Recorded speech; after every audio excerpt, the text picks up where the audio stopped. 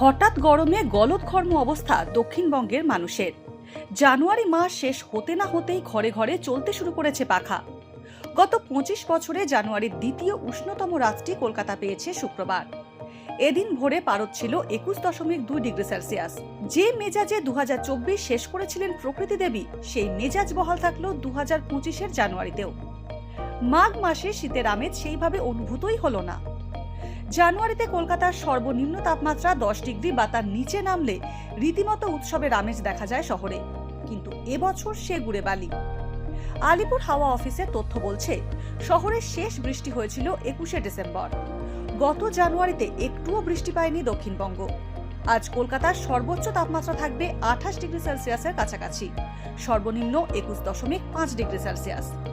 জলবায়ু বিশেষজ্ঞরা জানিয়েছিলেন 2025 মানুষের ইতিহাসের উষ্ণতম 3টি বছরের মধ্যে অন্যতম হতে চলেছে।